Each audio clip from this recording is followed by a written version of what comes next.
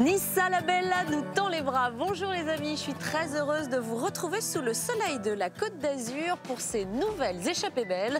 Nice et son arrière-pays nous attendent pour ce nouveau voyage. Je ne sais pas si vous sentez, mais il y a quelque chose dans l'air. Ça sent bon les fleurs, la fête et la bonne humeur. En effet, Nice va bientôt se mettre aux couleurs du carnaval et nous, on ne va pas rater ça. Je vous promets de très belles rencontres, alors suivez-moi.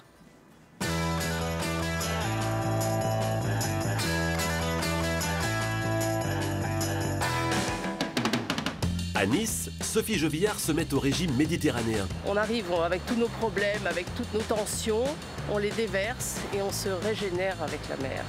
Il y a un lien fusionnel avec l'eau qui ne cesse de progresser avec la pratique de l'apnée. Et ça, c'est une quête infinie. Avec bien sûr quelques spécialités gourmandes. Toutes les deux, on va s'intéresser à la cuisine niçoise. On va vérifier si nos pains bagnas sont conformes. On doit être dans les normes niçoises, on doit être pas mal. Parfait. Regardez comme elle est belle, la sauce saladière. Oh là là. Mais dans l'arrière-pays niçois, on est loin de l'agitation de la ville. On déconnecte totalement, il n'y a pas de wifi, le portable ne capte pas. C'est un très bon moment. À part ça. Changement de rythme. Ces petites ruelles qui grimpent là, c'est joli comme tout. Très agréable. Vous êtes très beau comme le disait un de vos clients. Vous êtes aussi joli que les fraises. Toute l'atmosphère est baignée de cette odeur magnifique. Si c'est pas le bonheur, ça y ressemble mon ami. On n'est pas loin. Après une parenthèse rafraîchissante, il sera temps pour Sophie de plonger dans le grand bain de foule. Je suis vraiment impatiente de vivre ce carnaval qui est vraiment un temps fort. Elles sont où les demoiselles de Rochefort? Il y a un petit moment d'émotion là, non? Ouais, c'est cool.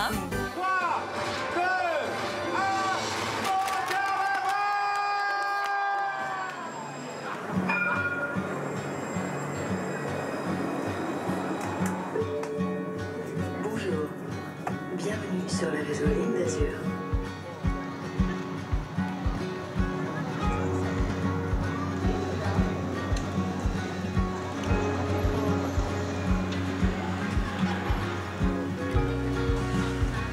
Voilà, monsieur.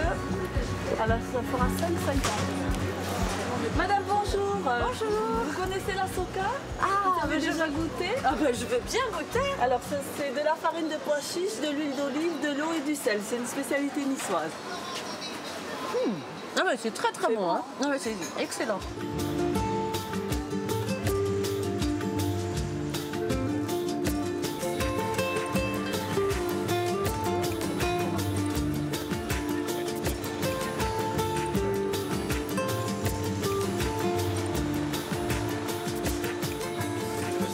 Et merci.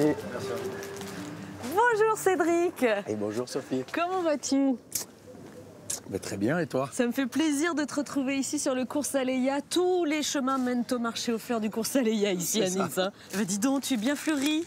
Regarde, c'est pour toi. Mais non. C'est du mimosa. Oh, mais que c'est gentil.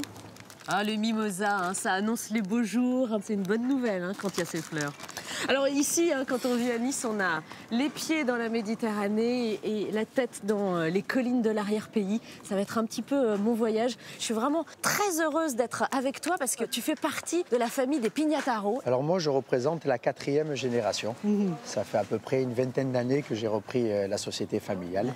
Alors, on mange, on boit carnaval, mais c'est un métier vraiment passionnant.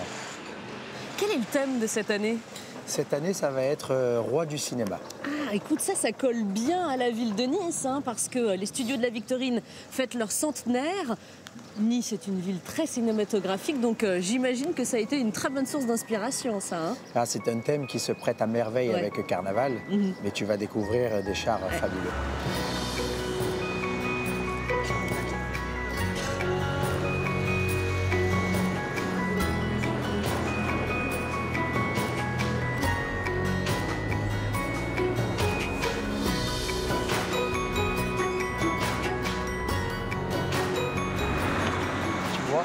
Là, ça c'est l'ancien hôtel Regina, transformé en résidence. Ça m'a toujours fait rêver.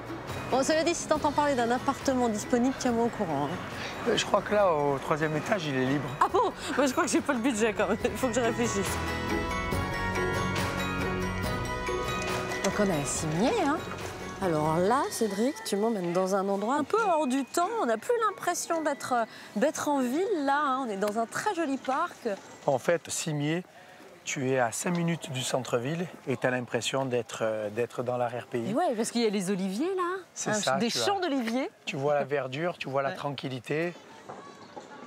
Tu vois, voilà, là, c'est vraiment là où j'ai passé mon enfance. Il y a le musée Matisse, là, c'est ça? Exact. Tu as à la fois le musée Matisse, tu as les vestiges derrière les arènes, parce qu'il en reste. Il y a beaucoup d'événements qui se passent autour de ça. Les Niçois s'attribuent cet endroit. Je trouve que pour se ressourcer, en tout cas ici, c'est vraiment un endroit très privilégié.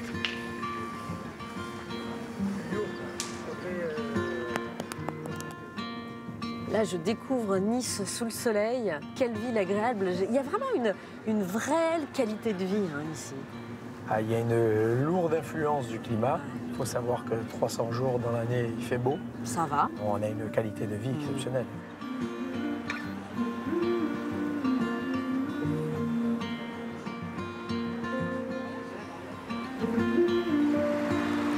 Bon, comme tous les Niçois, on s'offre une petite balade sur la promenade des Anglais. Hein. Eh oui, notre célèbre promenade des Anglais. Tu vois, d'un côté, tu as cette Méditerranée qui est cette immensité bleue, et de l'autre côté, tu as tous ces bâtiments, tous ces palaces, tous ces hôtels, et tu as évidemment le célèbre Negresco. Le thème du carnaval, c'est le cinéma. Alors voilà un décor très cinématographique. Hein. Je me souviens de Joyeuse Pâques, de Georges Lautner, le célèbre réalisateur. Et tout le monde se souvient de ce Negresco que beaucoup de réalisateurs ont pris pour exemple. Exactement, comme Woody Allen même, qui était venu tourner ici. Et puis on pu admirer comme nous cette prom qui est tellement agréable. C'est comme ça qu'on dit la prom. On l'appelle familièrement comme ça.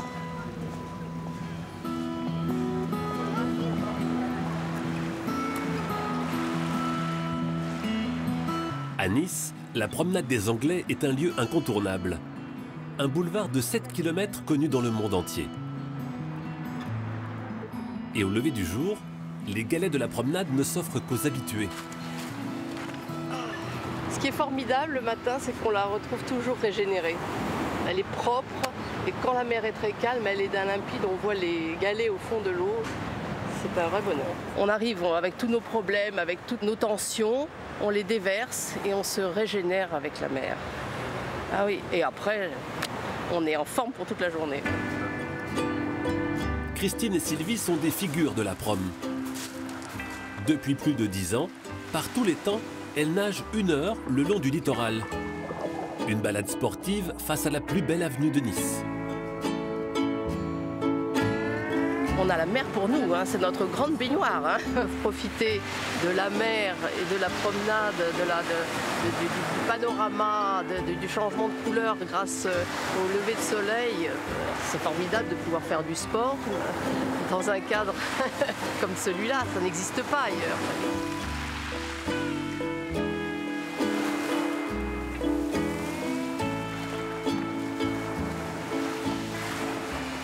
Sublime. De bénédiction, de communion. C'est notre premier bonheur du jour, c'est vraiment notre moment à nous, un moment de partage aussi quand on nage toutes les deux. Je ne peux pas imaginer de ne pas avoir la mer comme paysage. Ça donne un sentiment de liberté, d'évasion, c'est une respiration, c'est un souffle. Et puis c'est vrai que la promenade, moi je l'adore. La promenade des Anglais, c'est la vitrine de Nice.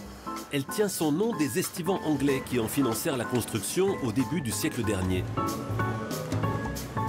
Au cœur de la journée, l'avenue est le carrefour sur lequel se croisent sportifs, touristes, baigneurs et Niçois en quête de repos. Et pour certains, la prom est aussi une source d'inspiration. Il y a tout qui m'attire. Je trouve que quand on est là, on doit se laisser porter par les vagues et la brillance des petites vagues. Il y a toute une ambiance, le bleu des chaises, le regard des gens, les palmes dans le vent. C'est vraiment une atmosphère de lumière intense, un contraste assez incroyable avec toute cette blancheur sur les bâtiments.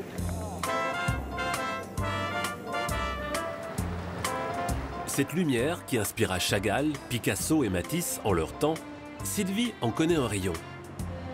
Depuis 10 ans, cette peintre niçoise croque sa ville sous toutes les coutures. Et la prom est un de ses sujets de prédilection. Alors ce qui m'intéresse vraiment dans ce positionnement, c'est l'immensité du regard et surtout cette perspective immense. Et c'est vrai qu'avec la main ou les doigts, on peut poursuivre jusqu'à l'aéroport. Et là, on a un 360 degrés. On a une vision qui est vraiment très panoramique. Pour moi, c'est très, très féminin. Tout à l'heure, on avait des bleus qui étaient beaucoup plus intenses de ce côté. Et puis là, c'est en train de se blanchir vers le fond. Donc moi, je suis obligée de varier la couleur en fonction de ce que je vois. À force de peindre l'avenue, Sylvie parvient à lire dans la promenade comme dans un livre ouvert. Nice, c'est un grand catalogue d'architecture et dont on tourne les pages chaque jour. Et chaque petite portion de cette promenade est marquée par une histoire, ne serait-ce que par la couleur en fait. On va vite se rendre compte que cette partie avec les ocres marque la présence des Piémontais qui sont venus construire cette vieille ville. En fond de scène, on a tous ces immeubles des années 60, 70 qui sont beaucoup plus blancs, perdus dans le paysage. Je pense que je ne suis jamais blasée par ce que je vois. Je crois que je découvre chaque jour quelque chose de très différent. Si le soleil de Nice a séduit les peintres, il attire depuis plus d'un siècle les touristes du monde entier. Et souvent les plus fortunés. Et sur la prom, le bâtiment le plus connu est l'un des lieux mythiques de l'hôtellerie de luxe à la française. Bon, ça fait 15 ans que je suis à l'hôtel Negresco. C'est le cœur de Nice, quoi. Comme on dirait la Tour Eiffel à Paris, le pied du Negresco où je suis, c'est la même chose, quoi. Le maire aimerait bien avoir ce bureau-là à ma place. Jérôme n'est pas maire, il est voiturier. Et son bureau, c'est plutôt la promenade des Anglais. Pour aller garer les véhicules de ses clients, il doit emprunter la célèbre avenue. Un rêve d'enfant. De tout petit, j'ai toujours aimé conduire des belles voitures. Et on conduit souvent de Ferrari, des Lamborghini, des Bugatti. Ça fait toujours plaisir. Mais on fait toujours attention, je suis toujours sur le qui-vive parce que c'est des voitures qui valent très très cher quand même. Les clients ne sont pas très contents quand on raye les voitures. En 15 ans, ça ne m'est jamais arrivé. Jérôme est concentré.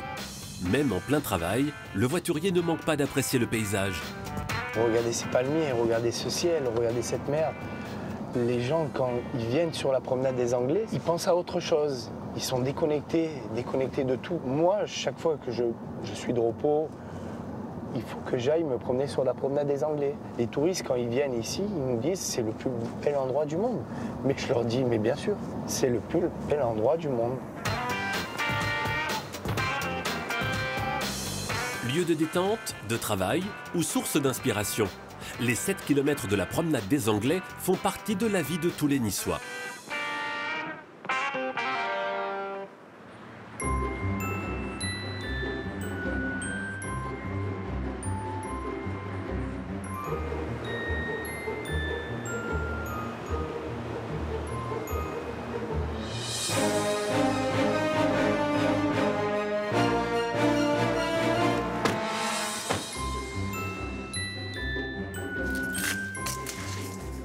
Alors voilà les fameuses têtes, les grosses têtes du carnaval. Voilà, tu as à peu près une centaine de grosses têtes qui sont stockées ici.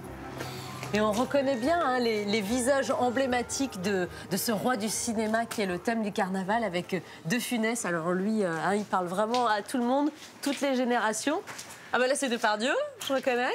Voilà, tu as Mireille d'Arc, tu as Galabru, tu as Jean-Paul Belmondo, tu as Alain Delon. On a essayé de mettre en avant tous les acteurs qui ont marqué l'histoire du cinéma. Il est beau, Bébel, hein. Il est magnifique, vraiment magnifique. C'est un boulot incroyable et tu n'as que quelques mois pour réaliser tout ça. C'est ça, on fait à peu près la fabrication. Concrètement, elle dure sur 2 mois et demi. Oh là là.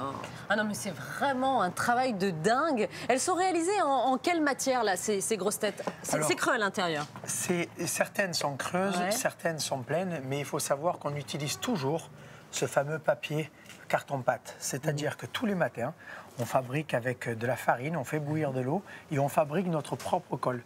Donc tout ce que tu vois ici, c'est fait de cette manière-là, avec le papier qui est déposé sur une sculpture polystyrène. Bon, je peux essayer? Allez, c'est parti. Alors, je passe en dessous, c'est ça? Oui. Hop. Ah oui, il y a 2 barres là. C'est OK. ça. Donc, je les mets sur mes épaules? Voilà. Pour la première fois, je la tiens un petit peu ouais. en équilibre. Hein. Là, c'est bon? Voilà. C'est assez lourd, en fait. Faudrait que je mette de la mousse, là, sur les épaules, non? Oui. Voilà. Et là, tu défiles pendant combien de temps sur le carnaval? Oh, c'est rapide, hein, 1h30, 2 heures. Voilà. D'accord. Ah non, mais je crois que ça va pas être possible. Je te propose de monter sur le char, ça sera peut-être plus simple. Je crois que je préfère. Ouais. Les grosses têtes, c'est pas fait pour moi. Par contre, vivre le carnaval sur un char, je veux bien. Ça, c'est qu'un aperçu de ce que tu vas pouvoir voir. Je t'invite à venir voir le carnaval sur un char. Juste avant, ça serait bien que tu ailles voir Caroline, qui va te faire découvrir les chars de bataille des fleurs, les costumes. Tu verras, c'est encore un autre événement autour du carnaval. Il y a la bataille des fleurs et le corso carnavalesque. Exactement. Ça. Ouais. Je te laisse parce que je crois que tu as encore beaucoup de boulot, hein, quelques finitions sur les grosses têtes et les chars. Et je te retrouve le jour du carnaval. Merci pour tout en tout cas, Cédric.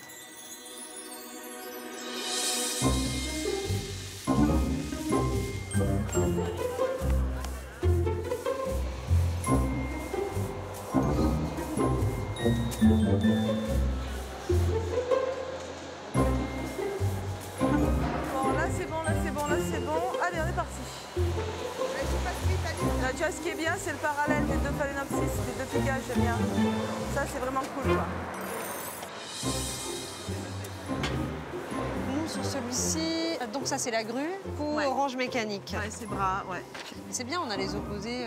Ouais, on a essayé de trancher, tu vois, on a essayé d'être en opposition avec toi, c'est-à-dire d'avoir des couleurs plutôt fortes. Bonjour mesdames. Bonjour. C'est Cédric qui m'envoie, je cherche Caroline. Oui, c'est moi. C'est toi Caroline. Ouais, enchantée. Bah oui, Cédric m'a dit que je pouvais venir te voir pour parler des batailles de fleurs. En fait, moi, je suis costumière pour la bataille des fleurs. J'effectue tous les costumes des jeunes filles qui accompagneront cette petite scénette. Il y a le jet de fleurs que les gens attendent, en fait. C'est ça, le spectacle. Attends, mais ça veut dire qu'elles vont enlever toutes les fleurs? C'est ça. Qui sont là sur le char pour les distribuer aux gens dans la rue? Tout à fait. Ouais. Tout se passe ici alors? Alors pour le moment ici, tu es dans le hangar donc, où le piquage s'effectue. On pique les chars, on décore les chars avec les fleurs et ça pour les 5 batailles. Attends, tu veux dire que tu refais ces chars 5 fois pendant la durée du carnaval? Ouais, c'est plus qu'intense. Là, on n'a pas fini, on est encore en plein dedans. Combien de fleurs ont tous à peu près 3000 fleurs par char, plus la verdure. En tout, il y a 16 chars à fleurir. Est-ce qu'il y a un peu des fleurs symboles du carnaval ou symboles de Nice? Je vois les œillets. L'œillet, c'est vraiment la fleur locale. Bien sûr. Ce qui serait sympa, c'est que tu viennes un peu piquer des fleurs. Hein. Écoute, avec grand plaisir. Alors là, c'est une sacrée responsabilité, Nicole. Hein. Et tu vas planter les tulipes. Celle-ci? Oui, tout à fait. Ça fait combien de temps que tu fais ça, toi? 15 ans maintenant. Ah ouais, 15 ans de carnaval. Ouais, 15 tous ans. les ans, tu es au rendez-vous? Tous les ans. Voilà, on essaye de se renouveler aussi tous les ans. Ah, c'est pas évident, hein? Non, excuse-moi, pendant que je t'écoute, mais je n'arrive pas à couper les fleurs. Je me dis que tu as bien fait de faire journalisme, quand même.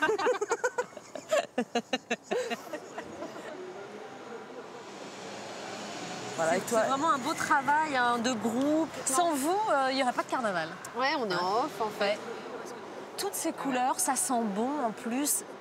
Je suis vraiment impatiente de vivre ce carnaval qui est vraiment un temps fort. Et je te retrouve plus tard sur le carnaval. Volontiers.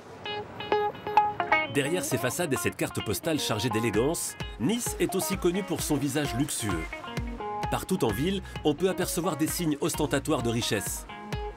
Et pour quelques habitants de la région, côtoyer ce monde très sélect fait partie du quotidien.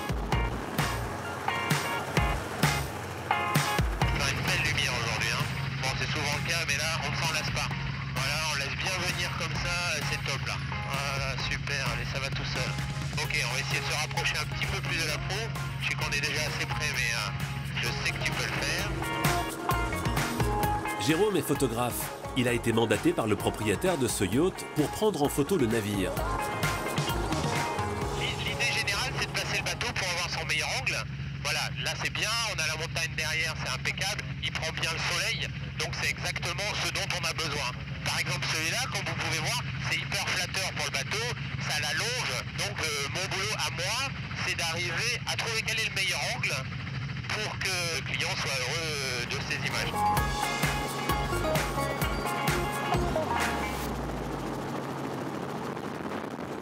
Donc l'idée, elle est super simple. Ça, c'est mon premier plan. Vous êtes en deuxième plan. Là, le café, tranquillement. On y va, c'est parti.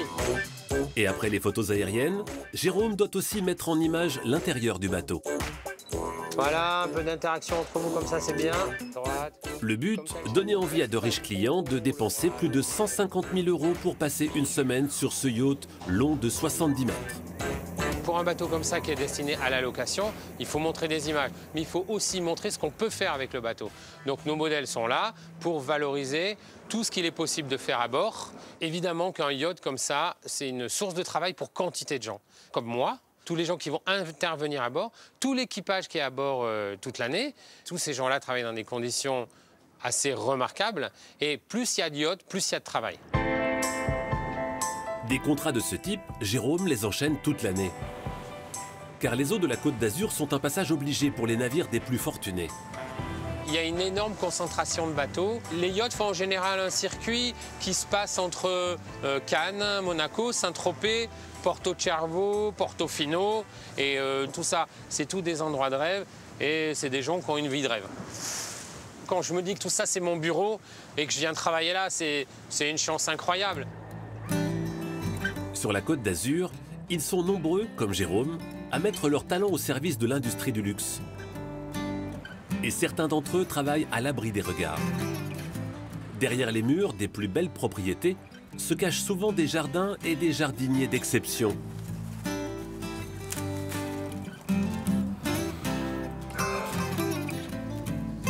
Jean Mus, lui, se présente comme architecte paysagiste.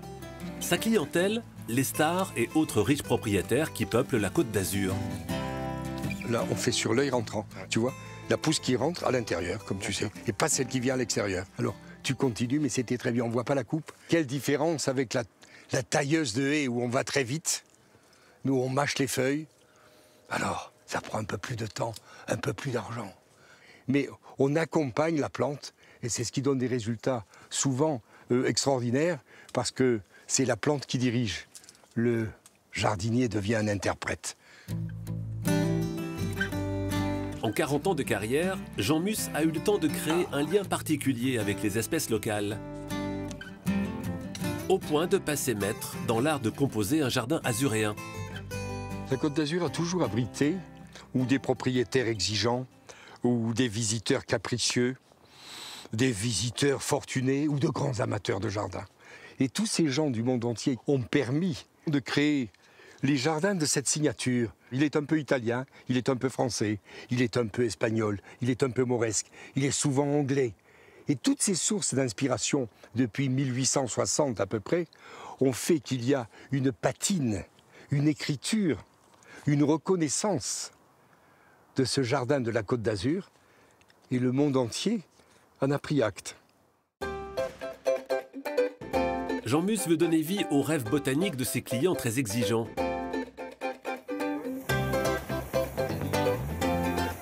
Sur le littoral, une autre passionnée cherche de quoi satisfaire les fins gourmets. Là, on va aller tirer le filet là au Negresco, en espérant qu'il y a du poisson aujourd'hui. Virginie Basselot est une chef 2 étoiles. Elle vient d'être engagée pour diriger les cuisines du célèbre Negresco. Et sitôt arrivée, c'est sur le terrain qu'elle vient découvrir les richesses de sa nouvelle région. Ah voilà, un entier là. Voilà, belle palamide. Ah, c'est magnifique ça. Ouais, elle a encore les belles couleurs. Ah, ouais. Moi j'ai jamais travaillé ça. Hein. Exceptionnel. Hein. C'est gras ça comme poisson comme Pas trop. Pas trop. Pas donc on peut tout utiliser ouais, y a tout qui sans problème. Ouais, ouais. Moi les produits j'aime bien que ce soit justement local, que ça ne traverse pas toute la France pour venir jusqu'à chez nous. Ce que je recherche moi c'est qu'on m'explique comment on fait pour les pêcher, qu'est-ce qu'on peut pêcher, que je voie d'autres sortes de poissons qu'on n'a pas l'habitude de voir forcément. Ça nous permet aussi de pouvoir le retranscrire à la clientèle. Car le quotidien de Virginie, ce n'est pas d'être en mer.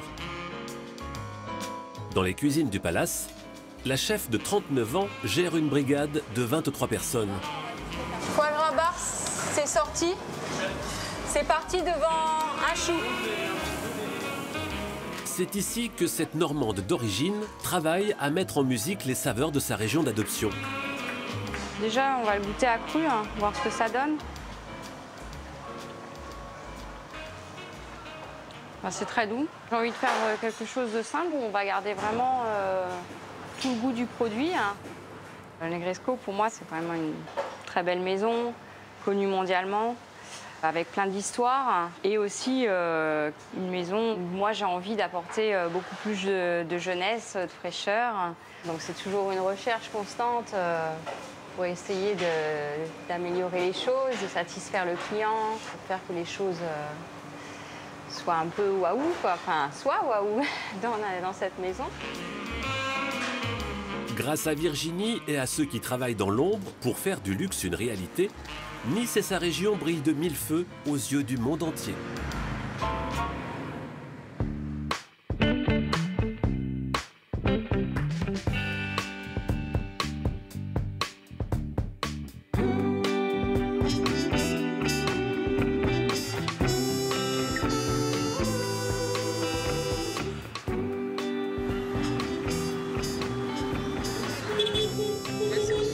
Salut Sophie. Salut Alexia, salut Renato. Allez, viens avec nous. Comment ça va? Bah, ça va et toi? Ça va Alexia? Oui. Je prends ta place? Oui. C'est bon derrière? Tu peux Nickel, c'est bon. Bon bah écoute, en route. Allez, c'est parti. C'est parti. Alors voilà la petite route qui nous mène jusqu'à Toudon. Oui, c'est celle-là. La route des virages? Ouais. Elle est très bien. serrée. Hein. Bon bah attends, je m'installe bien. Ouais, d'ailleurs, je vais aller m'installer. Oui, toi aussi. Mais il est sympa ce camion, un peu vintage. Hein? Très vintage. Tu l'as trouvé où ce camion? Je l'ai trouvé à Nîmes, c'était un camion d'un ancien boucher. Faut pas qu'il tombe en panne. J'en ai eu pour 5 000 € de pièce. Donc normalement Ça- tout va bien. Normalement, oui. J'aurais pas à pousser. C'est un rendez-vous hebdomadaire dans les villages? Comment ça se passe? Ah bah oui, on vient une fois par semaine dans chaque village et on reste en général toute la matinée ou la soirée. Et dans combien de villages vous vous déplacez alors? Alors là, on est passé à 5 villages. Comment s'est fait le choix des villages? On a fait passer des questionnaires aux habitants, s'ils étaient intéressés par une épicerie ambulante, s'ils voulaient justement jouer le jeu avec des produits locaux. T'as mis combien de temps à monter ce projet? On a mis une bonne année hein, quand même. Le problème, c'est que les banques, Ils vous suivaient pas? ils croyaient pas du tout au projet. Ça, c'est des villages où il n'y avait plus de commerce, donc c'est vrai que la demande était assez importante. Et puis ça a porté ses fruits.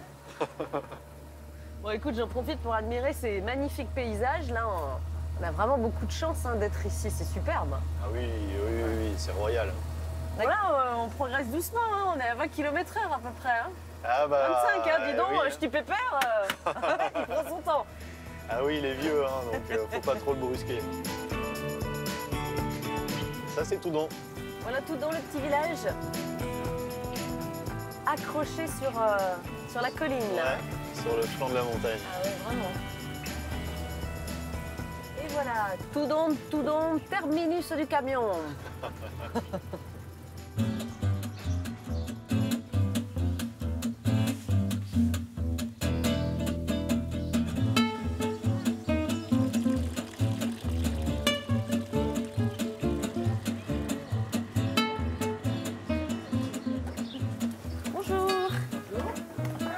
Oh, il a laissé les cheveux sur l'oreiller, Nino. La dernière fois que je suis venue, il avait de belles boucles. Maintenant, terminé. Ah oui, là, il n'y en a plus, j'ai tout rasé.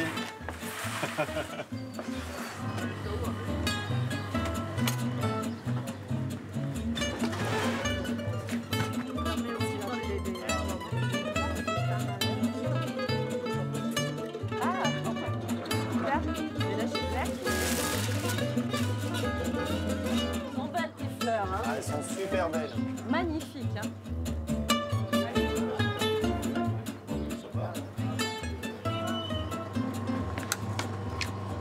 Vous avez les côtelettes de porc? Oui. Deux. Ah, ici, ouais, c'est celui-là.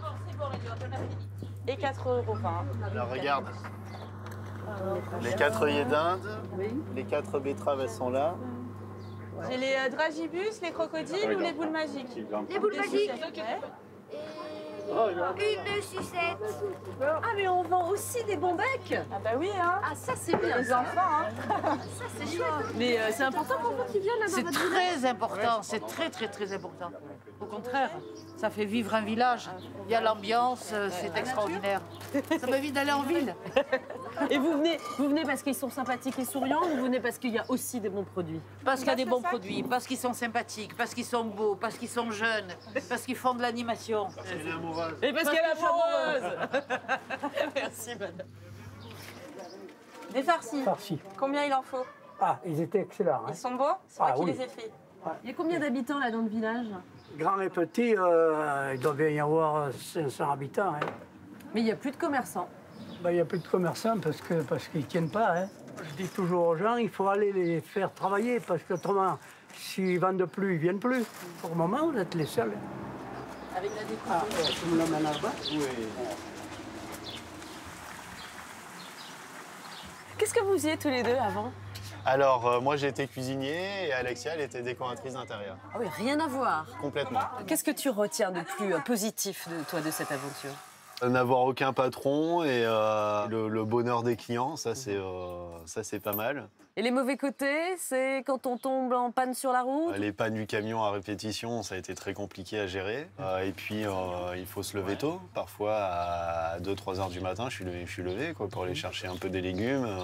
Ça pourrait paraître surprenant de voir un jeune couple comme vous de se lancer dans cette aventure, parce que c'est plutôt un métier qui tend à disparaître, non? Bah justement, on s'était dit, comme on est jeune, on va peut-être donner l'envie à d'autres de faire la même chose. Et il ne faut pas qu'ils hésitent. Faut qu'ils y aillent. Parce que vous êtes fiers tous les deux. Il faut avoir de faire la ce niaque. métier. Ouais. On attend le jambon. On attend le jambon. Eh ben, Ah, oulala, je dérange, c'est moi qui papote. C'est Blaguez. Janine. Est-ce que ça vous rend service alors? Plus que ça. Plus que ça. Si bien le plus on meurt. C'est vrai? Sérieusement? Sérieusement. Ils sont tellement sympas tous les deux. Hein. Ouais. Bonne journée, Janine. Merci. À bientôt.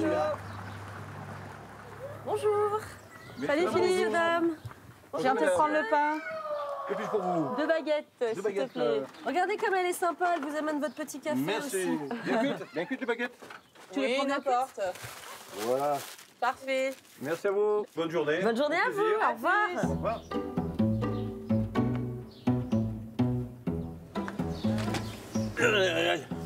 À part ça. Allez, on fait la pause. Ah, bah on l'a bien mérité. Ah bah oui, hein. On a bien Oui, travaillé. La petite tradition chez nous, la méranda. Le pique-nique? Oui. Alors ça, c'est les soca chips. Ah, les chips de pois chiches, quoi. Voilà, c'est ça. Ah, c'est une bonne idée. Ça s'est fait à Nice? Ça, c'est fait à excellent, Nice, oui. C'est fait à Nice. Parfait. Et Le petit là, plateau. la charcuterie de Pierrefeu avec les fromages locaux. Parfait. En tout cas, j'étais ravie de partager ce moment avec vous. Je pensais juste qu'on allait faire un petit bout de chemin ensemble. Et puis non, finalement, je me suis prêtée au jeu.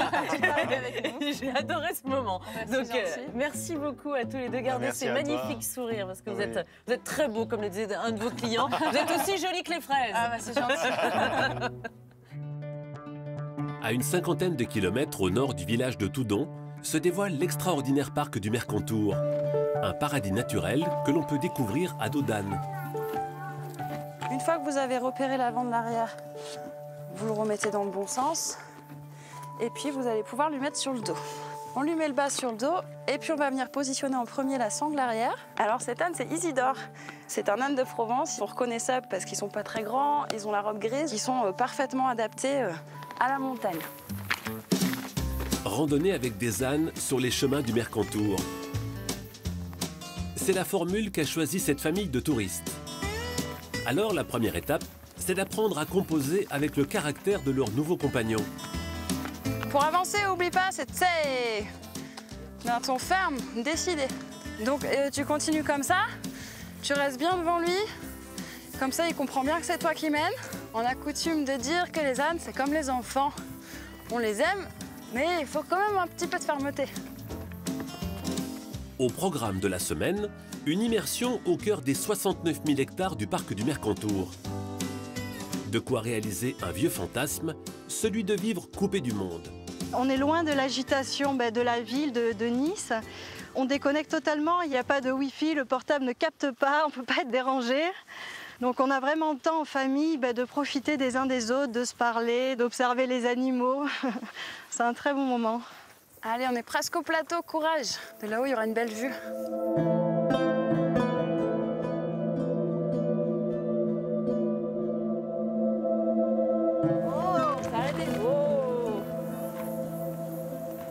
Donc par ici, le grand sommet qu'on a caché dans les nuages, c'est le Mont Mounier. C'est un sommet qui est très minéral. C'est un des sommets un peu emblématiques du coin, c'est un des plus hauts dans la vallée. Et puis la petite barre, la petite crête qu'on voit là-bas, c'est le Pied Baussan. Pour les gens du coin, il est hyper important. C'est le gros avantage ici, c'est que c'est très peu peuplé, donc on a encore des grandes zones sauvages.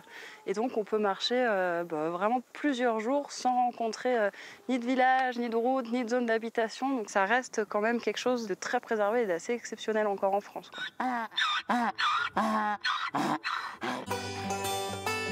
Se perdre dans l'immensité du Mercantour. Un bonheur pour les randonneurs en quête de déconnexion.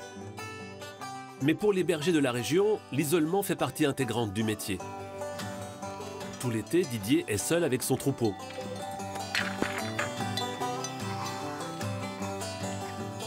Bon, là je regarde les pieds de la brebis, voir si elle boite pas. Là j'ai vu qu'elle boitillait un peu, donc. Mais bon, là, apparemment il n'y a rien, c'est plus peut-être un coup et c'est pas très grave. Dans ce métier-là, c'est vraiment important d'aimer les animaux et d'être très observateur pour voir s'il y a le moindre souci, quoi. Il y a toujours une brebis qui vient nous voir pour se faire caresser. Il y en a toujours une qu'on connaît. Tiens, ben voilà, elle a ci ou elle a là, ou elle va faire l'agneau bientôt. C'est un peu comme une famille, quoi, une grande famille. Donc je vais la relâcher pour qu'elle retourne avec ses copines. Et la famille de Didier est plutôt nombreuse. Le troupeau compte 500 brebis que le berger fait monter en alpage chaque été. Là-haut, ces animaux peuvent profiter des bienfaits de l'herbe verte du Mercantour. Didier, lui, est seul pour veiller sur un immense territoire. Alors il est toujours sur le qui-vive. On est en train de regarder là parce que j'entendais une cloche et je me demande s'il n'y a pas un lot de brebis qui est parti un peu à l'écart là dans la cuvette. Joe, viens, viens, viens, viens, viens. Come by. Heureusement, quand il faut ramener quelques brebis égarées, Didier peut compter sur un fidèle allié. Voilà, là je le fais passer à gauche, donc il faut qu'il contourne bien les brebis. Voilà, là je le fais rentrer. Voilà. Voilà, je le mets à gauche. Voilà, et je le fais avancer pour qu'il nous ramène les brebis le mieux possible. Les brebis, elles ont juste besoin de sentir la présence du chien. Et le chien, après, il contrôle. Là, on voit, il contrôle pratiquement tout seul la situation pour nous les ramener à nous. C'est vraiment un travail en symbiose. Le chien, c'est pas un ouvrier, c'est vraiment un associé. C'est des moments magiques.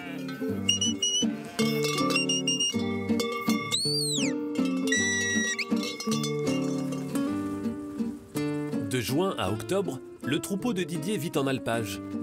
4 mois durant lesquels il habite cette petite cabane, à plus de 2 heures de marche du premier village.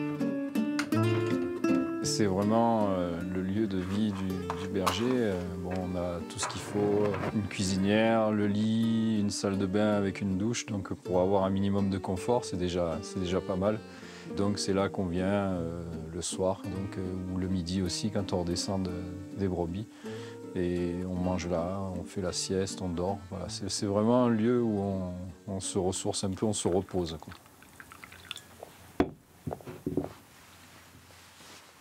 On peut tomber amoureux d'un endroit. Moi, vraiment, la première fois que je suis venu ici, ça m'a vraiment beaucoup plu. C'est accidenté, c'est minéral, et puis c'est assez rude, mais le fait de venir à la montagne, c'est vraiment important pour moi. C'est des moments inoubliable. Et puis, je sais pas, là, on est seul, on se retrouve avec les brebis, le chien, dans un univers immense, quoi. Et ça, c'est vraiment extraordinaire.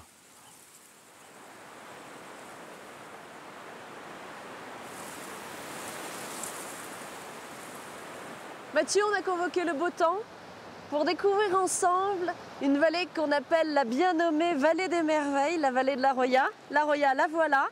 Et le moyen idéal pour la découvrir, c'est les sports en eau vive. Qu'est-ce que tu me conseilles alors pour aujourd'hui? Surtout, qu'est-ce que tu as préparé? Alors aujourd'hui, donc on va faire la descente en canoë raft.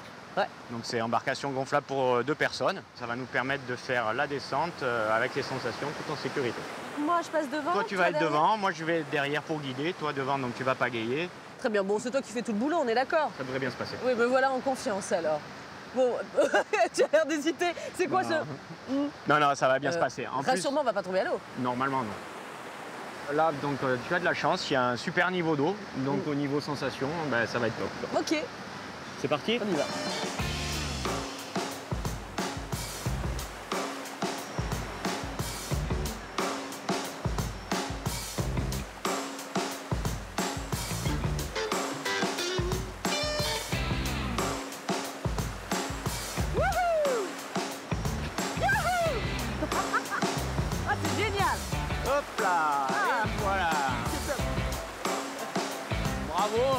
C'est le premier rapide. Bravo à toi, tu as vraiment bien pagayé. Comme entrée en matière, c'était pas mal du tout, hein? Ouais. Mais tu vas voir, c'est pas fini, on continue. Ah, c'est génial! Hop là! Ah. Voilà.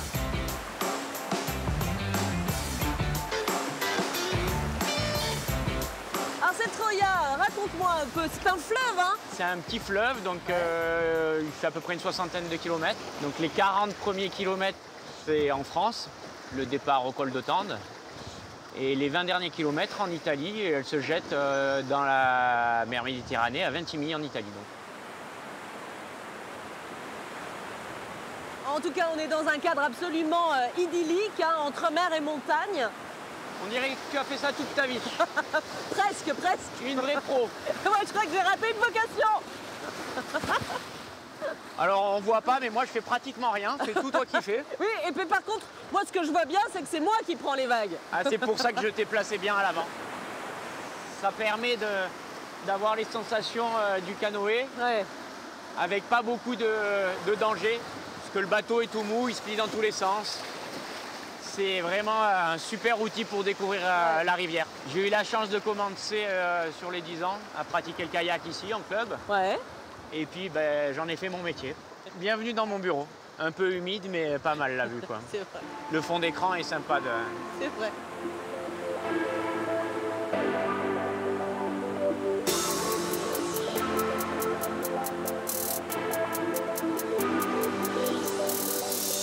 Donc là, on va repartir. Oh punaise! Allez, on continue comme ça. Oh la vache! Voilà, et c'est pas fini, il y en a encore.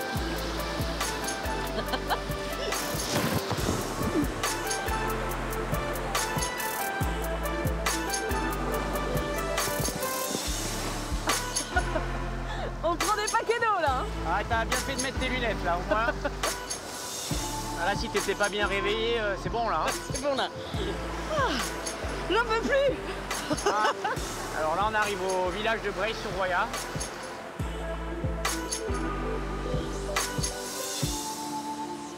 On termine en beauté avec le village juste derrière nous, avec ses façades de couleur ocre. Là, il y a un petit air d'Italie. Hein. Ah, c'était vraiment bien. Hein, mais je te remercie encore de ta participation.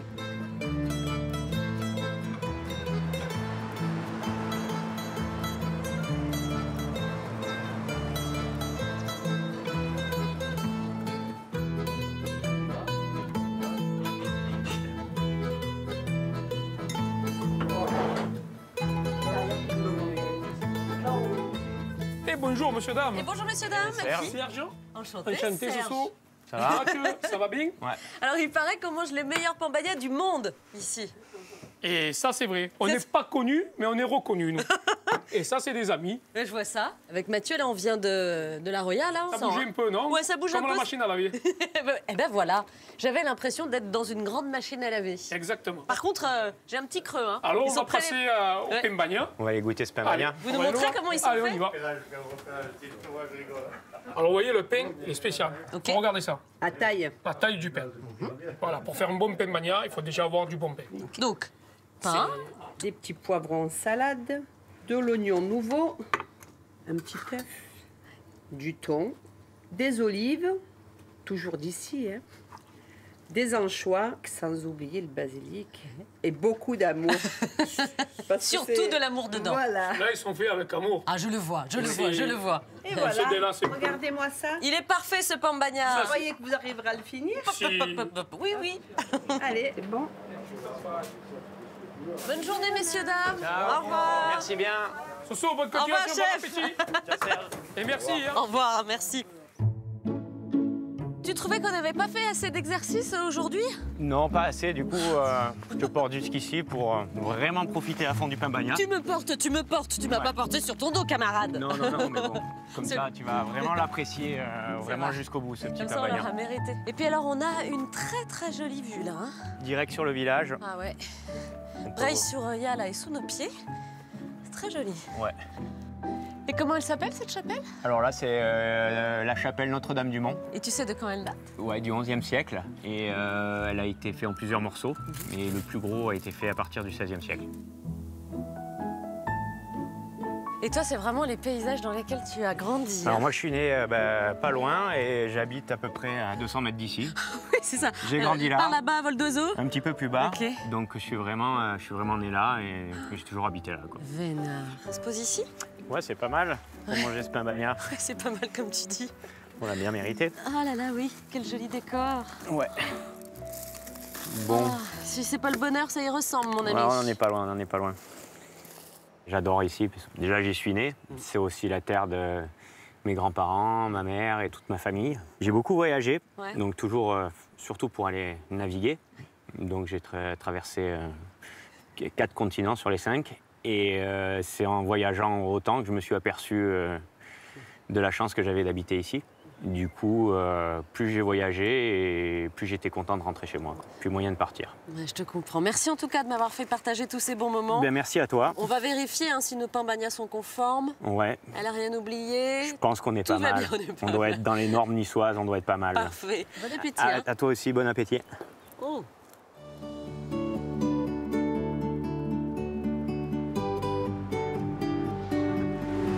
Nice a le cœur bleu. Ses habitants entretiennent un lien très proche avec la Méditerranée. Au pied de la ville, les conditions sont idéales pour un sport dont les Niçois sont devenus experts. On est dans notre terrain de jeu, c'est la rade de Villefranche. C'est le spot en France qui est le plus approprié pour la plongée en apnée. Parce qu'on est très proche du port de Nice et au sein de la rade, on est complètement abrité et on a une grande profondeur. C'est aussi pour ça qu'il y a pas mal de bateaux de croisière qui font escale ici. C'est vraiment une rade qui, depuis l'Antiquité, propose d'abriter les marins, les plongeurs et tout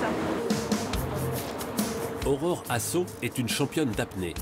Aujourd'hui, la Niçoise vient s'immerger avec ses amis du club. Mais même à l'entraînement, plonger à plus de 40 mètres de fond, ça ne s'improvise pas. Aujourd'hui, je me prépare à sec sur le bateau. Je fais ma performance tout de suite avec aucun échauffement dans l'eau. Et pour pouvoir être concentrée, pour que mon corps et mon mental soient prêts, il faut que je fasse quelques petites apnées sur le bateau avant.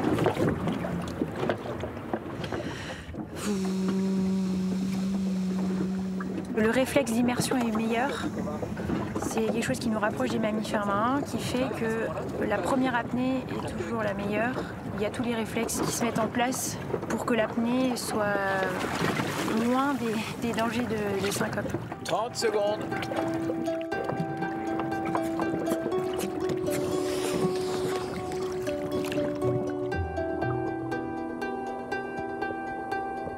Au moment de partir, au moment d'être sous la surface, au moment d'y aller, il y a un sentiment de libération qui est là, un apaisement immédiat et profond. Voilà. Et ça, c'est l'eau qui le donne.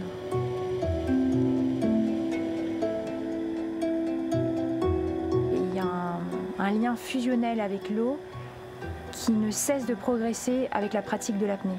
Et ça, c'est une quête infinie qui est peut-être plus importante que la performance et les chiffres en eux-mêmes.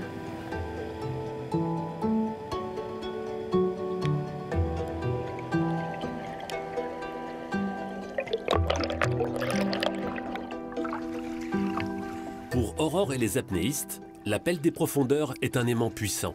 Ah, ok.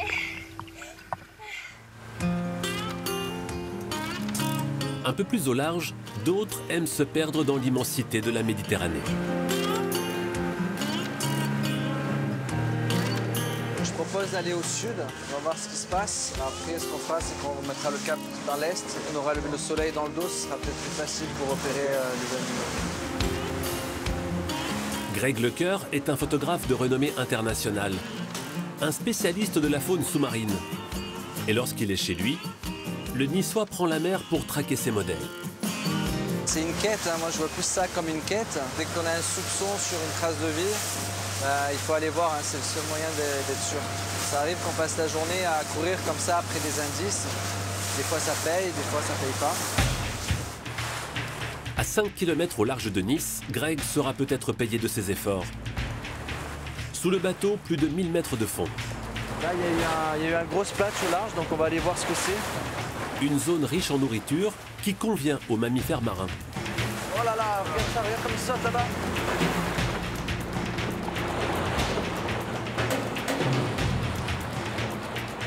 Les dauphins et l'homme, c'est un petit peu un mythe, hein, mais il y a vraiment une alchimie par contre avec le bateau, tout simplement parce qu'ils prennent avantage du bateau, ça crée un courant. Donc ils viennent soit à l'étrave, soit jouer dans les vagues du bateau. Et donc du coup, je vais commencer à me préparer que si le moment opportun se présente, je vais me mettre à l'eau. Les dauphins sont déjà loin. Mais aujourd'hui, Greg va faire une rencontre unique. Des globicéphales, une des espèces méconnues qui peuplent le large.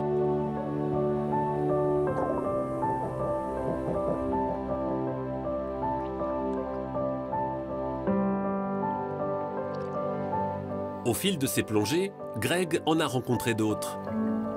Il en a tiré d'incroyables images qui donnent à voir la richesse de sa Méditerranée.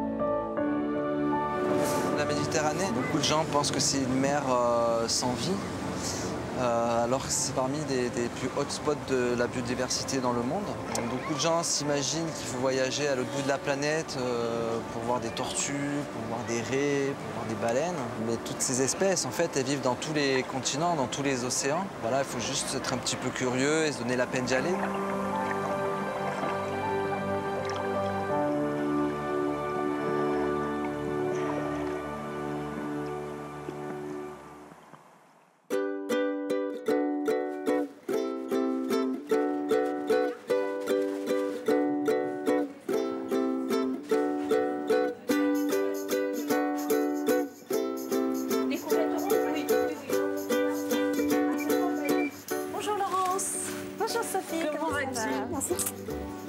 Ah, je suis contente de te retrouver au milieu de ces jolis légumes. Ça tombe bien pour les recettes qu'on va faire ensemble. Ah oui, c'est ce qu'il faut. Hein. Il faut, oui. Parce que toutes les deux, on va s'intéresser à la cuisine niçoise, faire des recettes niçoises. Alors, est-ce que je dois faire une nuance entre ce qu'on appelle la cuisine niçoise et ce qu'on appelle la cuisine nissarde? Nissarde, c'est vraiment le mot qui veut dire niçois en langue niçoise. Et donc, c'est une cuisine entre Provence et Italie avec des influences méditerranéennes? Alors, oui, mais elle a son identité propre. Elle s'est fait, c'est un mesclin, un mélange de tout, vraiment lié à l'histoire, au climat, à la géographie. Alors, pour faire notre bagna cauda, qui est une sauce chaude dans laquelle on va tremper les légumes, on va prendre un tas de petits légumes pour faire les crudités. Ok. Déjà. Donc notamment, on peut prendre des artichauts. Alors, les fleurs de courgettes, on les retrouve le plus souvent sous forme de beignets. Et quoi d'autre? On va prendre quelques oignons. On vous en fait un beau kilo. Très bien. Parfait. Commence à être lourd ton panier. Oui, voilà un beau panier. Allez, pas de souci. Bon, c'est quoi le programme? Le menu papy saladière, bagna cauda et beignets de fleurs de courgettes. Combien on te doit? 15. Et voilà. Merci beaucoup. Merci. Au revoir, merci beaucoup, merci pour l'accueil. Allez, c'est parti.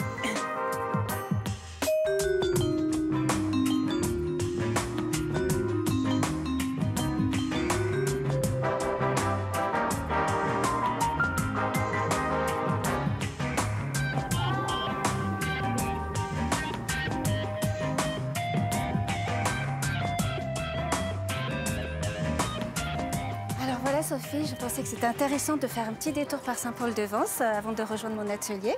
Oui, c'est une très bonne idée parce que on peut dire, je pense, que Saint-Paul-de-Vence est probablement l'un des endroits les plus touristiques de l'arrière-pays niçois. C'est certain, oui. C'est un site qui a été rendu très célèbre, entre autres par cet établissement qui est derrière nous, là. C'est la Colombe d'Or. Paul Roux, son ancien propriétaire, était un Saint-Palois collectionneur d'art. Et c'est lui, finalement, qui a fait venir ici les premiers artistes. Oui, on peut penser à Matisse ou Chagall ou Picasso. Ouais. Et puis il y a des comédiens comme Yves Montand. J'ai vu des photos de Montand, Signoret, prendre des ça. cafés, jouer aux boules. Et de nombreux comédiens qui les accompagnaient. Ils devaient se sentir extrêmement bien ici. C'est loin de la fureur médiatique de la Côte d'Azur. Et donc ils venaient ici pour peut-être se mettre un petit peu à l'abri. Ces petites ruelles qui grimpent là, c'est joli comme tout. Très agréable.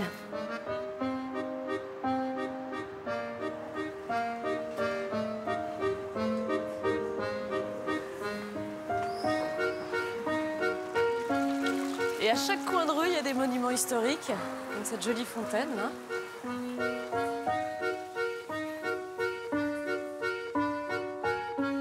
Il y a aussi des petites princesses alors à Saint-Paul-de-Vence. Oui. Alors Sophie, je te propose d'aller visiter la chapelle des Pénitents Blancs qui se trouve là. Ah, c'est cette chapelle qui a été décorée par Folon, c'est ça? Voilà, exactement. Et ça fait longtemps que j'ai envie de la visiter. Tu l'avais jamais de le fait? faire. Ah ben voilà, écoute, c'est une très bonne occasion alors.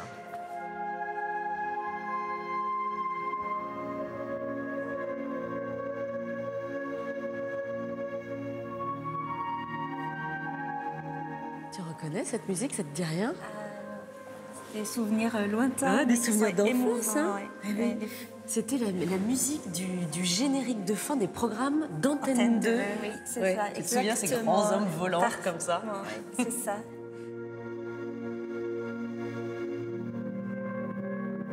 Folon, il était très attaché à Saint-Paul-de-Vence. Pour quelle raison, tu sais, toi?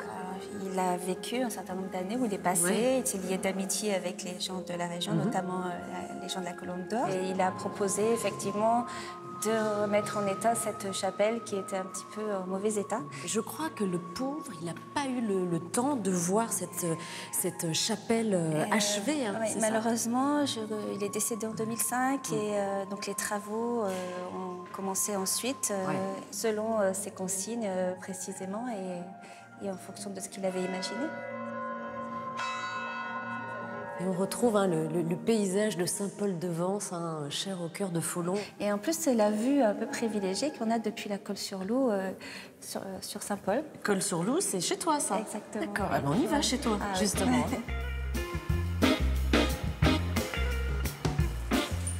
Voilà. On arrive chez toi? Voilà. Voilà, bienvenue. Ah, bah voilà ce qu'on appelle une belle cuisine. Hein. Voilà, on va mettre en place et puis... D'accord, il y a combien d'élèves là pour ton cours Alors aujourd'hui? c'est une famille, les deux parents avec les deux petites adolescentes. On va cuisiner en famille. Voilà, je te laisse prendre un tablier. Je me sers, je me prépare. Voilà, et je suis là tout de suite. Entrez. Et bonjour. Bonjour, Entrez, Laurence. ça va bien? Bonjour, Voilà la Sophie. petite famille, bonjour. Enchanté. Fabrice. Salut Fabrice. Bonjour. Pardon, entrez, allez-y. Enchanté. Bonjour. Gina. Bonjour Gina. Ça va? Bon, bah c'est sympa, je me sens moins seule du coup pour prendre ce cours avec Laurence. Parfait. C'est une première pour tout le monde là? C'est une première pour moi. Une première pour toi. Très bien. Papa cuisine à la maison? Oui. Ah, ta fille hésite. Attention, ta fille hésite. Alors, on va commencer par les oignons pour préparer la pisse saladière. On va enlever le germe parce que ce n'est pas digeste. Alors, pour ça, on peut l'enlever en tournant. Je sens que ça pique là sur ma droite. Hein, Chiara? T'es en train de craquer là. Papa aussi. Papa aussi? Allez, soyez pas tristes. Ça va bien se passer cette recette, les amis. Voilà, comme ça. C'était vraiment sympa ton cours. Hein. C'est pas fini, hein. Franchement. Pas fini. Attention aux doigts. Ouais, attention aux hein. doigts. La base de la pisse saladière, c'est l'oignon. Ça, vraiment, c'est une fine analyse de ma part, tu auras remarqué, mais c'est pas une vulgaire tarte à l'oignon, la pissaladière. Pourquoi ça s'appelle comme ça, d'ailleurs? La pissaladière tire son nom d'un ingrédient spécifique qui est le pisala. Qu'est-ce que c'est? Littéralement, pisala, ça veut dire poisson salé. C'est une préparation qu'on obtient en récupérant les têtes et les entrailles des anchois qu'on met au sel et qu'on met à mariner avec des aromates et du sel pendant quelques temps. Donc on passe le pisala comme ça sur la pâte. Alors les oignons, les voilà. Voilà. Tous ces oignons sont parfaitement coupés. Hein. Voilà. Franchement. Vous avez bien travaillé. Ah ouais, là, on a bien travaillé. C'est du beau travail. À présent, on va préparer les légumes, les crudités pour la bagna caud. C'est une sorte de fondue dans laquelle on va tremper les légumes. Donc si tu veux, il y en a un de plus. Il y en a deux? Ah oui, il y en a un là. Voilà, donc on va verser le lait sur le pain.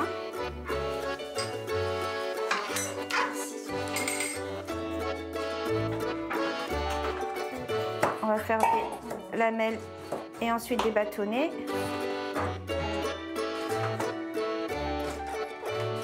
Alors pour la suite de la bagna caud, on va prendre des filets d'anchois. Alors les anchois qu'on va retrouver aussi dans la pissaladière, comment se fait-il qu'il y ait autant de recettes à base d'anchois dans la cuisine niçoise? Alors les Niçois c'était des pêcheurs et l'anchois se retrouvait quand même de façon abondante dans les eaux méditerranéennes, mais on en retrouve d'ailleurs un peu partout sur le pourtour de la Méditerranée. Oh, c'est bon. Ah oui, je valide. Moi aussi. Parfait, on valide. Ah, regardez comme elle est belle, la pissaladière. Oh là là. Oh, magnifique, elle a bien travaillé. Hein. Je vais te faire goûter, Sophie, un vin vraiment local, le vin de Belley, qui est vraiment un vin niçois, un vin d'ici. Très bonne idée. Super.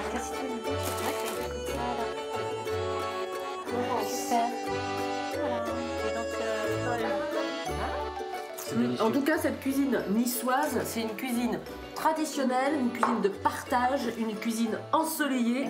Ah ben moi, ma plus belle récompense, c'est qu'on refasse les recettes chez soi après à la maison. Voilà, ça c'est le plus beau cadeau.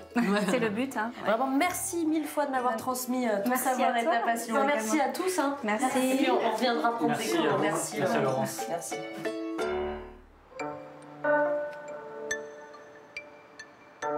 Si dans les villages de l'arrière-pays, on aime marier les saveurs, à 1 heure de Nice, à Grasse, on joue plutôt avec les odeurs. Hey Julia, j'ai mis 350 pour 1000 d'héliotropine dans mon accord amande. Tu penses que c'est trop ou... Bah écoute, ça dépend comment tu la veux. Est-ce que tu la veux plus poudrée et vanillée ou plus amandée? À l'école de parfumerie de Grasse, on forme l'aîné de demain. C'est le nom que l'on donne au maître parfumeur. J'essaye de reproduire l'odeur de l'amande en utilisant différentes matières premières qui soient soit naturelles, soit synthétiques. Donc ça, par exemple, c'est le benzaldéhyde. Donc c'est une molécule qui sent l'amande. Elles sont aussi la cerise. Donc voilà, je m'en sers comme odeur principale de mon accord. On laisse parler la partie créative qui est en nous, on écrit notre propre partition d'odeur si on veut. C'est ça qui est intéressant pour moi, c'est que c'est vraiment un métier entre la science et l'art en fait. Dans cet établissement, 15 jeunes venus du monde entier s'initient aux bases de l'accord en parfum. En quelques mois, ils y apprennent à mélanger les matières premières et doivent mémoriser jusqu'à 500 arômes différents. Je pense majoritairement mandarine verte ou mandarine jaune. Ça fait tout son sens d'étudier à Grasse, qui est le berceau même de la parfumerie. C'est sûr que c'est une grande émotion d'être ici, c'est être au plus proche du produit, de la matière. Grasse, c'est là où tout a commencé et c'est de là que ça doit continuer. Grasse, c'est le royaume des fleurs et des odeurs. Un paradis pour les parfumeurs. Fragonard, Dior, Guerlain, toutes les plus grandes maisons y sont implantées. Et leur nez, les créateurs de leurs plus belles fragrances, aiment venir s'imprégner des arômes de la région. Ce qui malheureusement ne passe pas à l'image, c'est que toute l'atmosphère est baignée de cette odeur magnifique. On est le matin, du coup on a l'impression que le champ se réveille et c'est très particulier. Oui. Olivier Polge est le nez de Chanel, le garant de l'identité olfactive de la marque. Ce matin, il vient expertiser la qualité d'une des matières premières essentielles à ses créations, le jasmin. Il y a une bonne floraison hein, aujourd'hui. Oui, C'est une petite fleur délicate. Moi, tout le temps, je l'appelle, c'est une petite princesse. Il y en a beaucoup de travail pour qu'elle sorte cette petite fleur blanche. Il y a un cœur floral qui est très délicat. Il n'a pas ce côté aussi animal comme ça que l'on décrit dans les fleurs blanches. Même il y a une certaine légèreté que je clarifierais un petit peu d'odeur de thé aussi. Pour Chanel, la qualité du jasmin récolté sur ses parcelles est essentielle. Car l'absolu de cette petite fleur blanche est l'un des ingrédients principaux du fameux numéro 5. Le parfum le plus vendu au monde. Une des clés du numéro 5 vraiment sort de ces champs. En plus d'être notre premier parfum, ça a été comme ça un petit peu l'acte fondateur. Et c'est probablement grâce au numéro 5 qu'on a un peu établi notre identité comme ça autour des notes plutôt fleuries, de parfums assez riches. Les fleurs blanches et le jasmin est une tonalité olfactive très importante pour les parfums Chanel en général. Depuis toujours, les grands nez se sont appuyés sur les arômes de Grasse pour composer leur fragrance mythique. Aujourd'hui encore, certains viennent humer l'air de la région pour imaginer leur futur chef-d'œuvre. Merci. C'est étonnant pour une sauge, hein. On part sur un autre univers. Cet univers fruité, cassis, fruits rouges. Marc-Antoine Corticchiato est un parfumeur indépendant. C'est vrai que c'est complètement dingo. Aujourd'hui, il vient s'immerger au cœur d'un haut lieu de la parfumerie. Le domaine de Sainte-Blanche, un parc floral imaginé par Edmond Rudniska, le créateur d'Eau Sauvage et de Diorissimo. Un temple pour nez en quête d'odeurs nouvelles. Ce lieu, pour moi, est d'abord un lieu où je fais mon plein d'énergie, ce qui est absolument très important et capital. Et c'est un lieu dans lequel est rassemblé un très grand nombre d'espèces végétales qui peuvent venir d'ailleurs du monde entier. Il n'y a pas que des espèces méditerranéennes, c'est ça qui est très intéressant. Et pour chaque plante, on a des parfums différents. Et donc, des idées d'accords, des idées tout simplement sur des briefs, des parfums sur lesquels on est en train de travailler. Dans ce domaine, plus de 40 parfumeurs indépendants viennent régulièrement travailler à la composition de leurs parfums.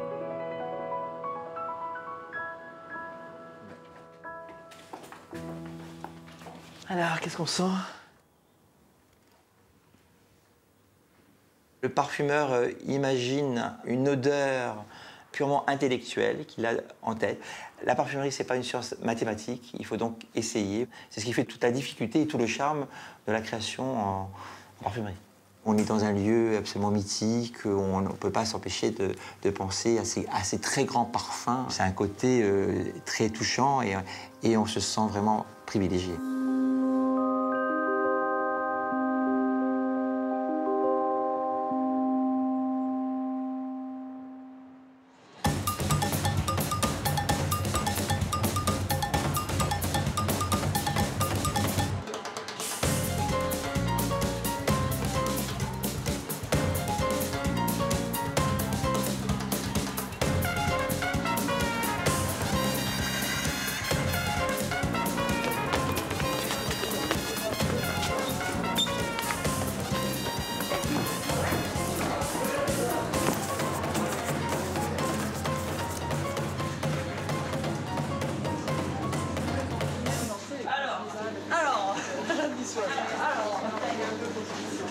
Tu le mets en dessous peut-être.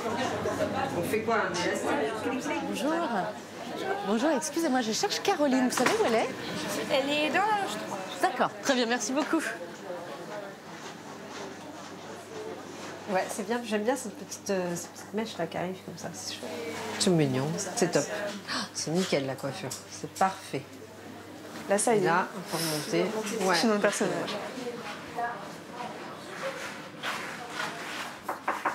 Bonjour. Ah, salut Sophie. Ça va Caroline? Tu m'as manqué. Bonjour mesdames. Bah oui. Bonjour. Ça me fait plaisir de te retrouver. Oui, complètement. Moi, ça me fait plaisir de t'accueillir ici, en fait. T'as trouvé facilement les loges. Oui, exactement. Là, j'ai vu de très jolies choses dans l'arrière-pays niçois, mais je suis tellement heureuse de te retrouver. Ça y est, on y est. Bah oui, parce que c'est le jour J du carnaval ici à Nice. Ouais. J'ai vu de très beaux costumes en arrivant. Merci. Hein, ce que tu as réalisé, tu m'as montré les croquis et là, ça y est. Ben oui, cette année, le thème du cinéma. Et Léa, qui sera donc une comédienne qui est sur un des chars de bataille des fleurs. Et donc, elle portera un costume, un hommage à Harry Potter. Ah voilà. Et c'est ton premier carnaval, toi, Léa? Non, c'est le 3e. Mais dis-moi, tu as commencé toute jeune. J'étais toute petite sur les chars.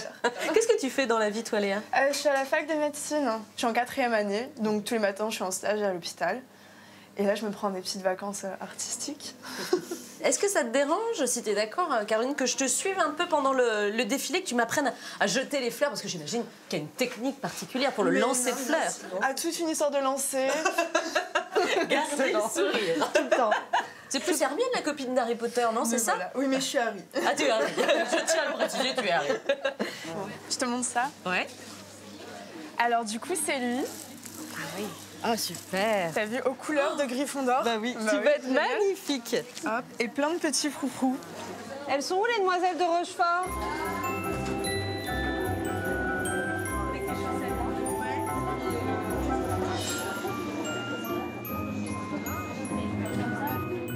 Donc c'est bon pour vous les filles, le premier tour, on jette le mimosa.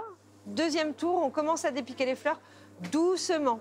Merci beaucoup, parce que franchement, vous êtes très belles. Merci les filles. Voilà, merci à mon équipe complète. Il y a un petit moment d'émotion là, non? Ouais, c'est cool. C'est cool, bah ouais, c'est des petites poupées qui sont d'un coup prennent vie, quoi. Éclatez-vous. 3, 2, 1,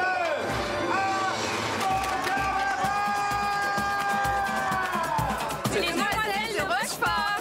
Bonjour, je suis Oscar, Marilyn, Thierry, Orange Mécanique, Popcorn Girl, Avatar, Harry Potter.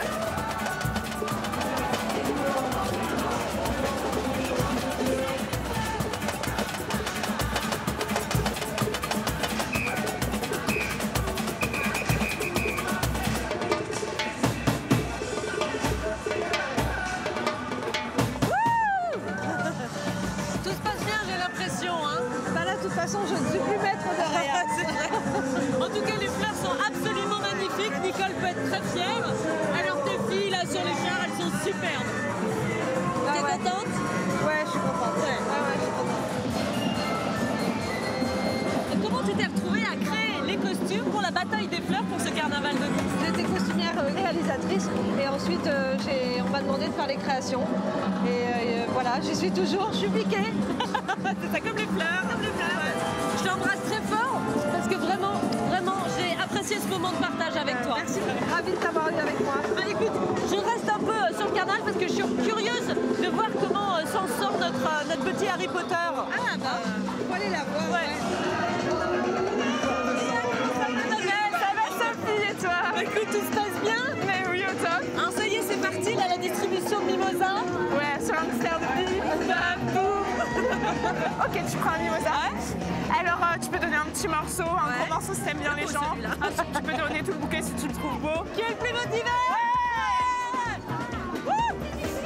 Bravo. Hop là! Poki? Est-ce que vous avez eu du mimosa? Ça va, tout va bien. Ah bah c'est sympa, c'est la première fois que vous venez sur le carnaval? C'est vraiment sympathique.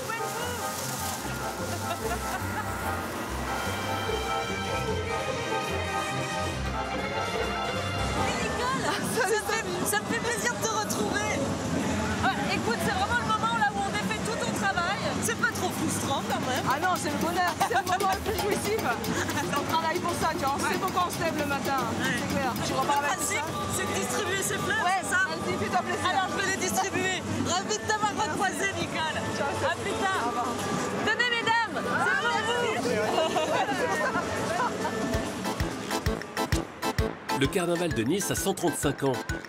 Et en un peu plus d'un siècle, la manifestation s'est professionnalisée au point que les Niçois ont développé un savoir-faire unique au monde. Dans ce hangar, on protège des regards les stars du soir. Des chars démesurés qui prendront la lumière lors du Corso, un défilé nocturne, l'autre grand rendez-vous du carnaval. Ben là, c'est le dernier préparatif avant le corso de ce soir. Ben, je règle que les lumières n'éclairent pas le ciel, en fait, qu'elles éclairent bien le mannequin, qu'on a les effets qu'on a souhaités au début, qui sont toujours bien là, les clignotements, que tout rende bien. Dans la famille de Pierre, on construit des chars depuis 4 générations. Ce modèle satirique aura nécessité 4 mois de travaux. Car sous la peau de ces géants en papier et polystyrène se cachent des os d'acier et une bonne dose d'ingéniosité. Là, on se trouve dans l'intérieur du char, c'est où il y a toutes les parties mécaniques, électriques, les pompes hydrauliques, le groupe électrogène, ce qui permet d'animer ce char-là en lumière, en mouvement. Là, on est vraiment dans le cœur, dans l'antre, chose que les gens ne voient pas. Et peut-être que c'est un peu dommage qu'ils ne voient pas parce qu'ils ne s'aperçoivent pas forcément du travail qui est fait pour donner vie à ces chars.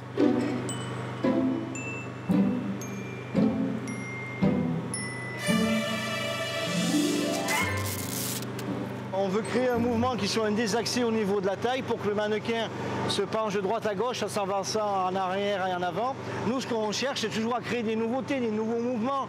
Même si la base est toujours la même, le principe de construction est le même, mais on essaye de trouver des choses qui vont faire rêver les gens. Parce que quand vous travaillez sur le carnaval, la veille du carnaval, vous êtes fatigué, vous n'en pouvez plus parce qu'on ne compte plus les heures. Mais quand on ouvre les portes et qu'on voit les sourires, les yeux des enfants qui s'émerveillent, on a tout oublié et on pense déjà à l'année d'après, qu'est-ce qu'on va faire ? La ville attend ces géants. Mais pour les faire défiler sur la place Masséna, il leur faut des pilotes de talent. Tony est le chauffeur attitré du char du roi du carnaval. Et à quelques minutes du grand rendez-vous, la pression monte. Là, on est en train de se mettre en place avant que le public rentre. Je suis en train de manœuvrer pour me mettre en position de départ pour le démarrage du corso. Tony a plus de 30 ans de carnaval au compteur. Mais manœuvrer un tel monstre n'est jamais une routine. C'est un char qui fait 16 mètres de haut et presque 8 mètres de large. En poids, il y a une dizaine de tonnes dessus. J'ai 2 associés devant, un sur la droite, un sur la gauche, qui sont en train de me guider, parce que je ne peux pas tout voir. Je n'ai pas de rétro, j'ai rien, et je ne vois pas la hauteur. Je ne vois pas la largeur non plus, donc seul c'est impossible. Il faut bien se concentrer sur la conduite, quoi. À quelques mètres de là, un autre personnage très connu du public niçois vérifie une dernière fois son habit de lumière. Je suis en train d'essayer vraiment la veste. Je teste absolument toutes les lampes, voir si tous les effets fonctionnent. Donc ça va faire des étoiles, ça va faire des effets lumineux qui vont me permettre en tout cas d'attirer l'attention au maximum du public. Parce que là, il y a une foule de 20 000 personnes et il faut impérativement que ça, tout de suite, ça fonctionne et que ça monte en puissance. Au carnaval de Nice, Gilles Roche ne passe pas inaperçu. Allez, c'est bon, je suis prêt, on y va, c'est maintenant. Avant le défilé, l'animateur niçois a la lourde tâche de chauffer à blanc les carnavaliers. Niçois, fais du bruit! Et l'enfant du pays donne de sa personne. Je veux que les murs résonnent jusqu'à Marseille. Bref, que même les télévisions parisiennes se disent que c'est ici la fête ce soir. 3, 2, 1... Avoir 25 000 personnes comme ça, ambiancées, il n'y a pas de prix, il n'y a pas de rêve pour un animateur. Moi, j'ai grandi, j'étais spectateur, je venais avec mes parents, on regardait les décors, on regardait les grosses têtes, les chars. J'ai fait de la radio, j'ai fait des tas de choses, j'ai fait des grands spectacles. Mais ici, ça n'a pas de prix, on est chez soi, on est à domicile. Et de partager cela avec le public, surtout quand il répond favorablement, c'est juste du bonheur. Bon carnaval!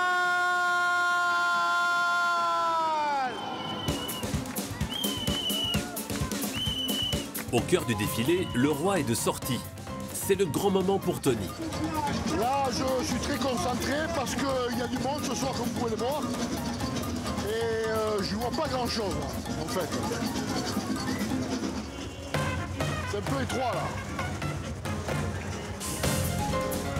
Pendant 1h30, Sa Majesté Carnaval va devoir se frayer un passage au cœur de la foule.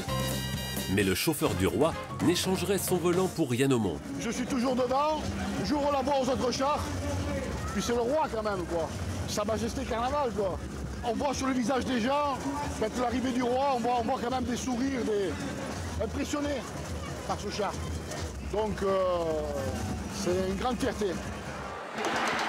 Tony et les autres artisans de ce carnaval hors du commun ont développé un savoir-faire unique.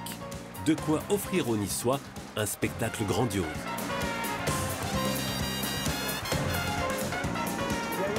devant, derrière. Il y a quoi de chars qui sont pas rentrés, le déminage. Salut Cédric. Ça me fait plaisir de te retrouver. Tu vas bien? Ça va très très bien. Oh là, il est impressionnant le char qui est derrière toi là. Il n'est pas encore déplié, ça va être grandiose. Ah ouais, je me rappelle quelqu'un celui-là là. Le thème c'est le cinéma, donc forcément t'as eu une multitude de sources d'inspiration. J'ai aperçu bien sûr Bryce the Nice. Quel est toi ton plus beau souvenir de carnaval? Alors moi c'est un des chars qu'avait fait mon grand-père quand j'étais petit. Et ce qui m'avait impressionné, c'était cette grandeur avec des tissus magnifiques. Et on a toujours l'impression que ce sont des jouets géants. Donc comme c'était mon grand-père qui les fabriquait, j'avais un peu l'impression qu'ils m'appartenaient à moi aussi. Et donc voilà, j'avais mes jouets immenses. On va dire cette fibre carnavalesque qu'on a dans la famille, ils ont tout ça à mes ancêtres. C'est vraiment très spectaculaire. Hein. Quand on arrive ici, à Masséna, le char mesure 12 mètres. Et il faut savoir que ce que tu vois par exemple aux extrémités de la tête, aux extrémités de la main, c'est du papier qui est fait encore avec de l'eau et de la farine. On est vraiment dans ce côté traditionnel, malgré l'évolution technologique d'un côté, on arrive encore quand même à garder cette tradition. Cette édition du carnaval, roi du cinéma, 135e du nom, et pour lequel le public crie sa joie. Public de Nice, fait du bruit!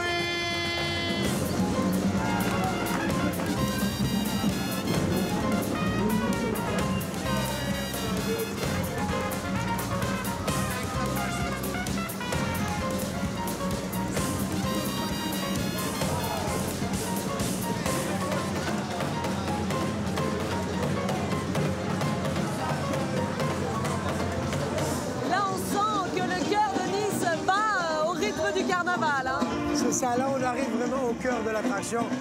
C'est vraiment un emplacement qu'on adore traverser.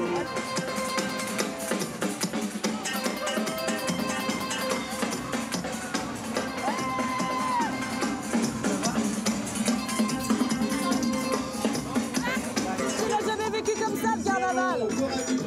La dernière fois que j'ai passé la place nationale comme ça sur un char, je devais avoir 2 ans et demi. C'était avec ton grand-père? C'est ça. Ah mais on a une petite pensée pour lui là où il est. Hein? Merci beaucoup en tout cas, vraiment.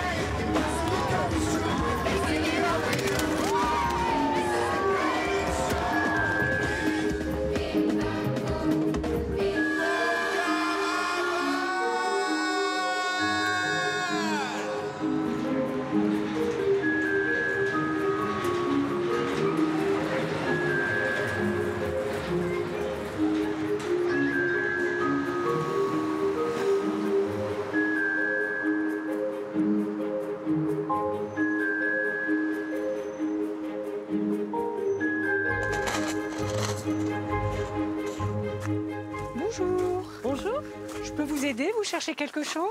Oui, je me permettais de venir ici au studio de la Victorine parce que j'étais sur le carnaval de Nice, sur le thème du cinéma. Et je me suis dit qu'il fallait absolument que je visite ces studios mythiques. Moi, c'est Sophie. Bonjour, moi c'est Odile. Bonjour Odile. Ravie. Donc la boucle est bouclée pour moi. Hein. Oui, puis elle est d'autant mieux bouclée que les frères Lumière ont envoyé leurs opérateurs pour faire les premiers films du carnaval. Ils avaient installé leurs caméras sur la place Masséna et ensuite le public pouvait redécouvrir les films le soir même. Et il n'y a pas aussi la nuit américaine de Truffaut qui a été tournée ici? Absolument, la nuit américaine. Mais alors là, Sophie, venez parce que je vais vous montrer. Vous avez une photo? Vous avez directement dans l'entrée une photo de Jacqueline Bisset qui était absolument magnifique. Et puis d'autres photos quand même dans ce petit hall. L'icône du cinéma français, Brigitte Bardot. Ah oui, Dieu créé à la femme. Et Dieu créé à la femme, évidemment. Et puis après, 2 autres icônes du cinéma français, nos 2 légendes. Que sont Alain Delon et Jean-Paul Belmondo. Qui était parmi les figurines là, du carnaval, bien évidemment. Bah, merci pour votre accueil, Odile. Je vous en prie, Sophie. Merci, Odile, merci beaucoup. Salut le chat.